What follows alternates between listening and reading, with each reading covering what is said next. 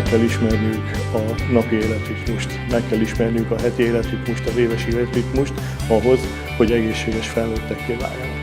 Ez az egész eszközrendszer ebben segít bennünket. Egy olyan komplex szemléletet képvisel, amire szükségünk van, azt hiszem, hogy ebben a világban el tudjunk igazodni, és ezt a gyerekek is nagyon gyorsan megérezték. Mi is ébredünk, és itt ébred a természet.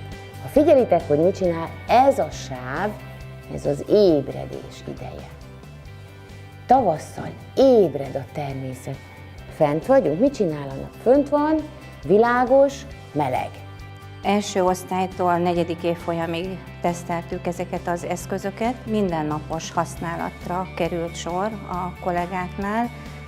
A gyerekek az eszközökön jelölhették a napi dátumot, a heteket, az jeles eseményeket. Megbeszéltük, hogy mennyit élnek, akár az egynyári növények, és ragyogóan tudtuk ugye az időkeréken megvizsgálni, hogy mennyit is jelent az, hogy egy nyár alatt véget ér az életük, vagy akár 3000 évig is él mondjuk egy mamutfenyő, tehát fantasztikus volt ez az időbeli utazás. És hát nagyon sok szemnél szebb kép van a természethez is, a növényekhez, állatokhoz kapcsolódóan. Azért jók ezek a nagyobb szókártyák és képkártyák, mert miután már megtanult olvasni másodikas korára, tanár felhelyezheti a táblára, keresse meg mellé a megfelelő képet, akár képként, amit ugye ugyanúgy mágnesesen felhelyezhet, akár ezekkel a kis mágneskorongokkal felteszi a kis saját táblájára. Legtöbbet mi a mágneses időkereket használtuk. Minden reggel, ahogy beérkeztem az iskolába, lepakoltam az összes kis korongot, előkészítettem a gyerekeknek, és a heteseknek a feladata volt, hogy kirakják azt, hogy milyen órarendünk van. Az eszközökkel kapcsolatban, ami nekem nagyon szimpatikus volt, a kidolgozottsága és az egyszerűsége.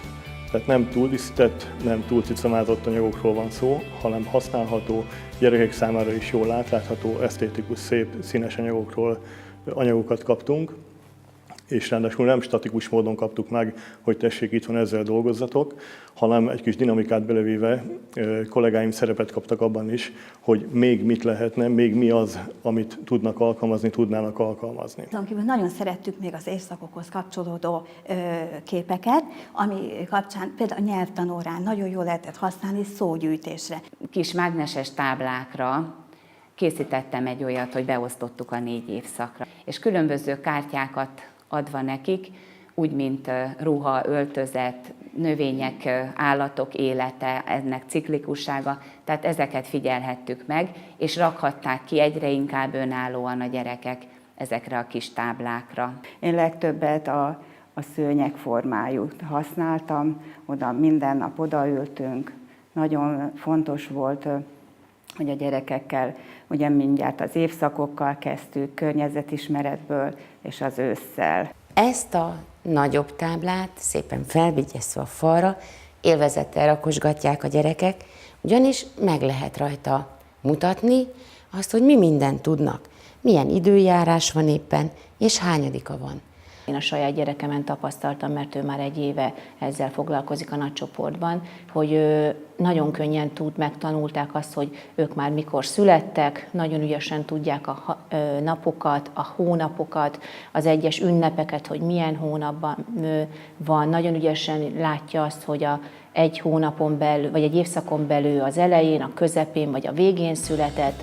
Nagyon-nagyon tetszett a gyerekeknek a szép színes képek, ezek a kis pici aprók, hogy rakosgathatják, hogy mozoghatnak. Az órarend kirakása már rutinná vált így év végére, tehát ők egyedül felrakják az órarendet, kirakják, hogy hányadika van, milyen hónap, milyen nap, és azt, hogy milyen időjárás van. A 3. osztályban a történelmi olvasmányok kapcsán nagyon jól tudtuk használni az évszámokat, hozzá a képeket, nagyon sokat párosítottuk őket, ilyen játékokat játszottunk, és hát mindig jelöltük a történelmi eseményeknek a időpontját is. Milyen események vannak, milyen időpontban történtek ezek, milyen híres emberek szerepeltek.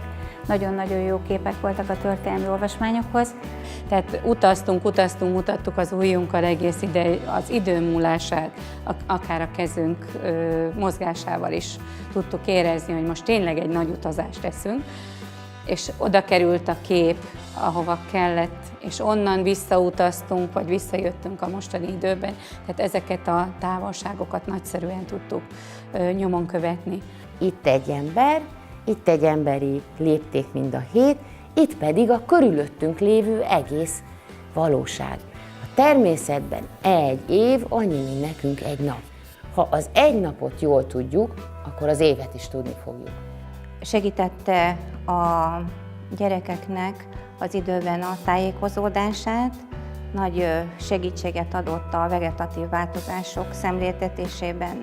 Hogy milyen nap van ma, milyen évszak, és hogy milyen óráink lesznek, mi az, ami történt velünk, mikor történt velünk délelőtt, délután, és mindezt tudtuk figyelemmel kísérni ezeknek az eszközöknek a segítségével. Ha ezt a gyerekek tovább tudják vinni, akkor egy komplex életszemlélettel mehetünk tovább. Minden szemléltető eszköz annyit ér, amennyit az illető pedagógus ki tud belőle hozni. Én úgy gondolom, hogy egy év elteltével az kimondható, hogy ezek a szemléltető eszközök számunkra sokat fognak érni, mert kollégáim több-kevesebb sikerrel, de inkább azt mondom, hogy jóval több sikerrel, mint kudarccal használják, fejlesztették ezeket az eszközöket, úgyhogy köszönjük szépen!